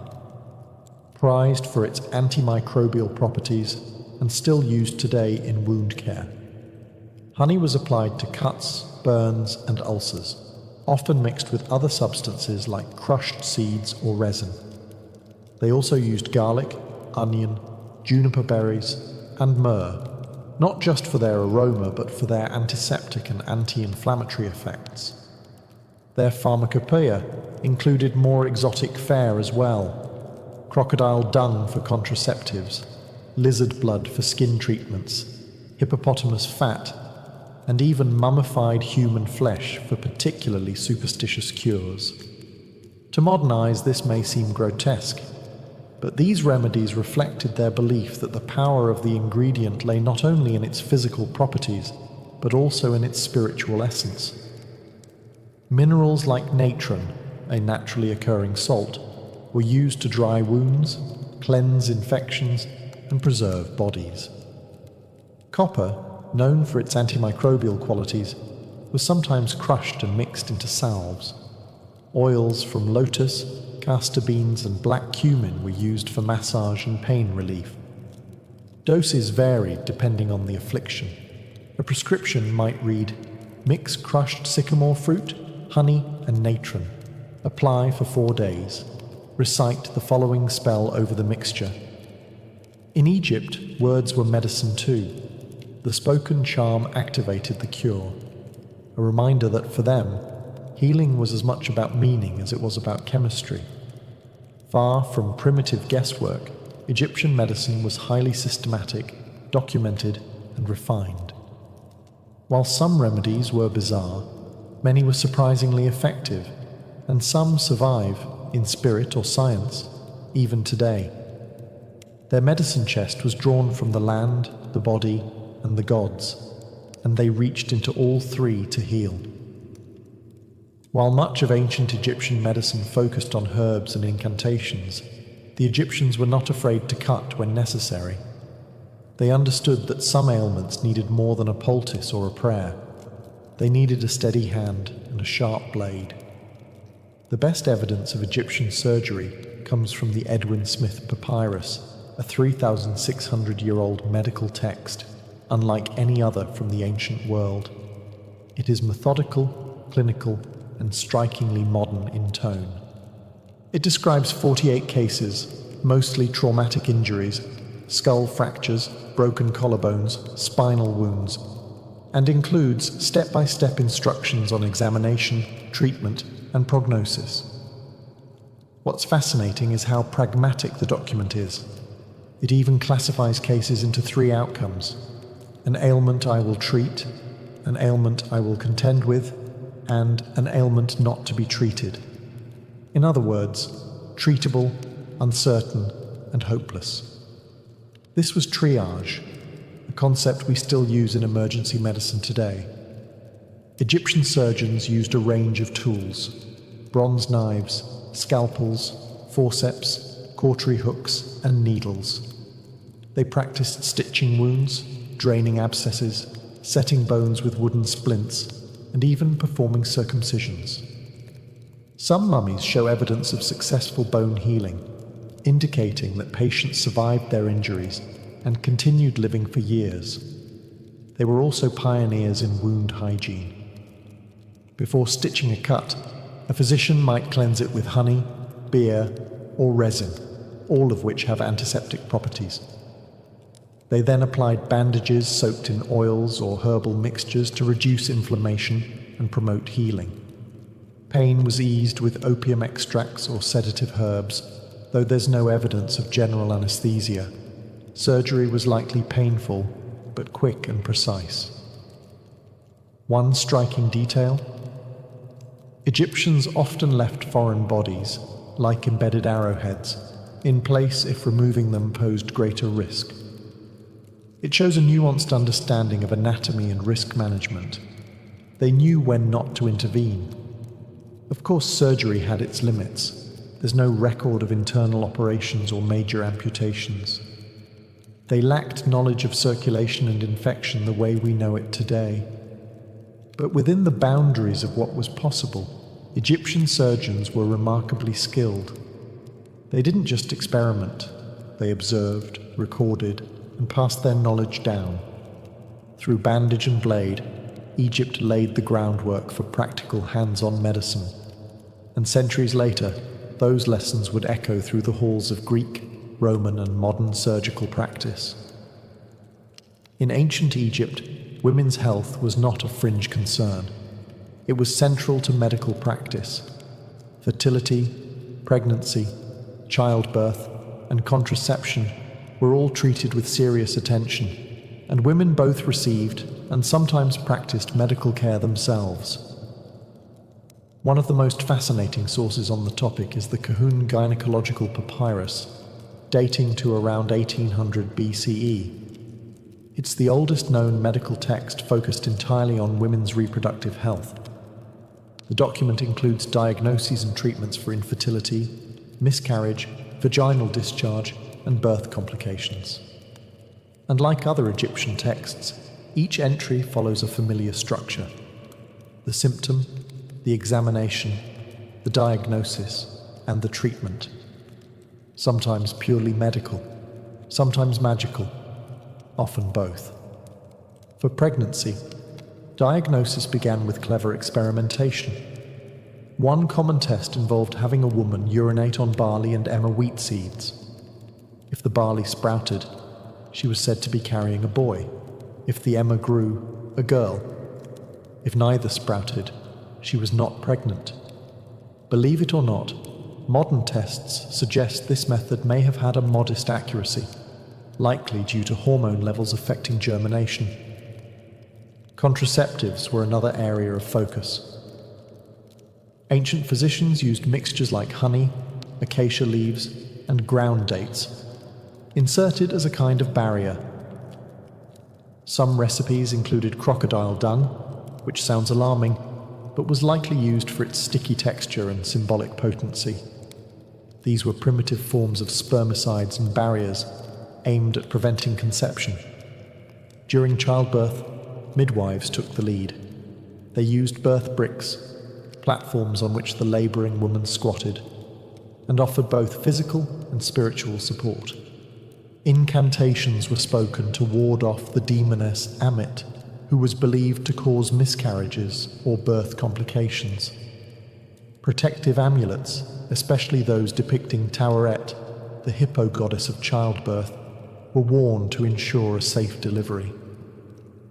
If labor was difficult, treatments ranged from massaging the womb with castor oil to having the mother breathe in herbal infusions or drink mixtures to stimulate the body's opening. Caesarean sections were unknown. If the birth could not be completed naturally, tragedy often followed. Still, much of Egyptian obstetrics was remarkably advanced for its time. It reflected a culture where fertility was divine, womanhood sacred, and life itself a process watched over by both healer and God. In the cradle of civilization, they respected the cradle of life, with every chant, every herb, every whispered hope. To modern minds, the blend of magic and medicine might seem contradictory, but in ancient Egypt, the two were inseparable. Healing the body meant treating the visible symptoms and the invisible forces, and sometimes the cure came as much from a spoken word as from a poultice. The Egyptians believed that illness could be caused by many things: natural imbalances, bad food, injury, but also curses, malevolent spirits, or the will of angry gods. If you broke your leg in an accident, that was one thing. But if your stomach hurt for days with no visible cause, that might be a demon, or even the restless soul of the dead, Ak, trying to torment you. In these cases, physicians turned to Heka, the sacred power of magic, which was thought to have been given to humanity by the gods themselves. Heka wasn't stage illusion, it was a legitimate divine force, just as real as water or fire. A healer might use it to activate a remedy, protect a wound from infection, or drive out an invisible entity. Spells were often included in medical texts, such as the Ebers Papyrus and the London Medical Papyrus. Some were poetic, others aggressive. One charm for treating burns reads, "O Isis, great magician, I call upon you to cool the fire in the flesh of your servant as you cooled the fire that scorched your own son, Horus." The spoken word was thought to imbue the remedy with divine power, turning herbs into miracles. Amulets were another form of protection and healing. People wore charms shaped like the eye of Horus, Ankhs, or the scarab beetle, each with symbolic significance. These amulets were believed to ward off evil, prevent disease, and protect both the living and the dead. Some were even embedded in bandages or placed directly on wounds. Specific deities were also invoked depending on the ailment. Sekhmet, the lion-headed goddess of plagues, was feared but also prayed to for healing. Thoth, god of wisdom, was called upon to guide the hands of surgeons and scribes alike. In Egypt, medicine without magic was incomplete. The chant, the gesture, the symbol, all were part of the cure. Because for the ancient Egyptians, healing didn't just mean removing pain, it meant restoring harmony between the body, the soul, and the cosmos. In ancient Egypt, death wasn't the end of life. It was the beginning of eternity. And to reach the afterlife, the body had to be preserved with precision and care. Enter the art of mummification, a practice that blurred the lines between medicine, magic, and mortuary science. At its core, mummification was about preserving the physical vessel so the soul could return to it in the afterlife.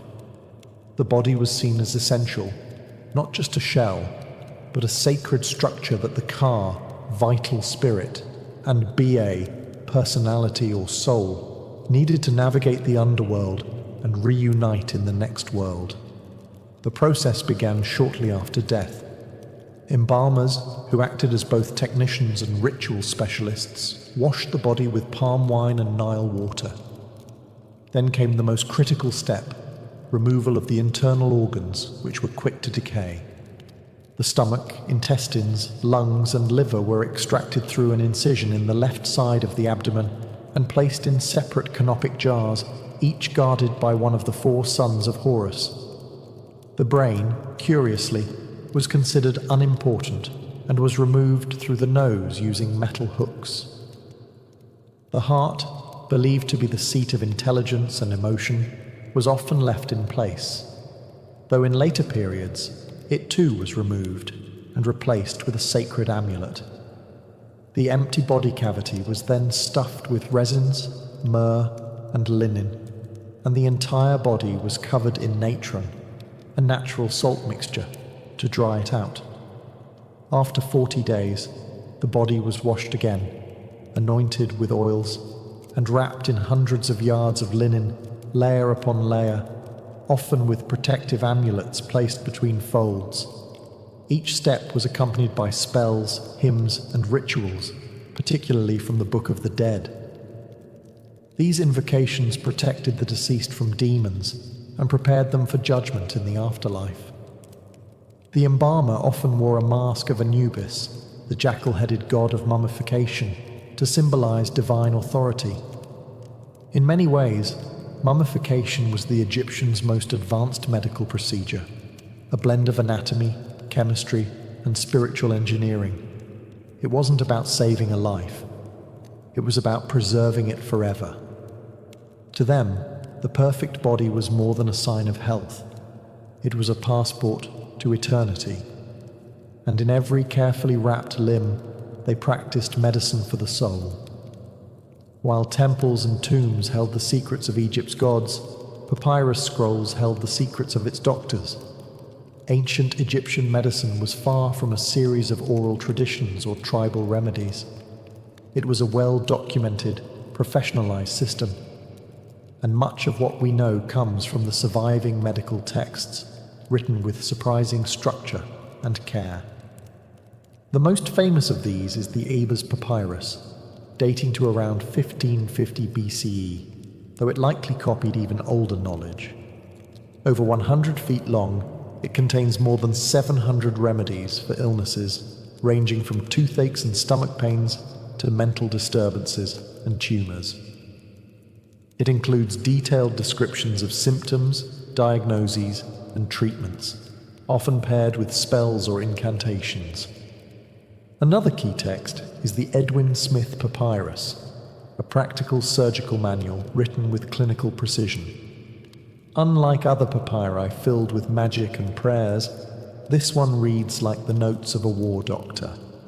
It presents case studies of traumatic injuries, mostly fractures, dislocations, and head wounds, and outlines step by step how to examine, treat, and prognosticate.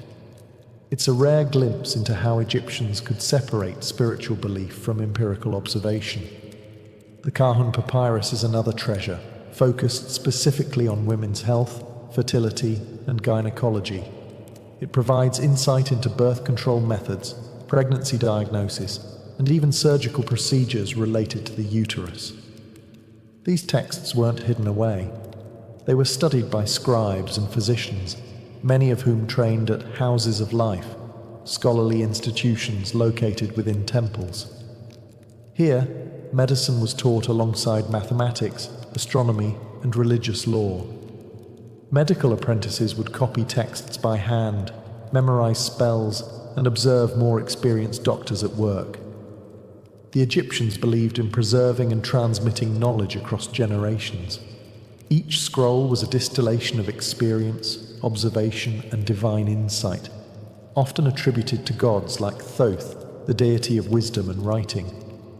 Physicians didn't just treat bodies, they carried forward the knowledge of millennia. Interestingly, some Egyptian medical ideas made their way to Greece, especially through figures like Hippocrates and Galen, who studied Egyptian practices and praised their methods. Egypt's influence on classical medicine is undeniable. In an age where much of the world relied on superstition alone, Egypt gave us one of the first examples of recorded, repeatable, and structured medical science, written in ink, bound in papyrus, and passed on with purpose. Though the sands of time buried their temples and tombs, the legacy of ancient Egyptian medicine never truly disappeared. In fact, many of their practices, beliefs, and innovations quietly shaped the course of global medical history. Their echoes still felt in today's hospitals, pharmacies, and spiritual healing traditions. First, their systematic approach to medicine was revolutionary. The Egyptians categorized symptoms, recorded treatments, and made careful observations about cause and effect. They developed early ideas about diagnosis, prognosis, and hygiene, centuries before the Greeks formalized such practices. Their emphasis on cleanliness, daily washing, antiseptic salves like honey and natron, even the importance of bowel regularity, prefigured modern public health long before the word existed.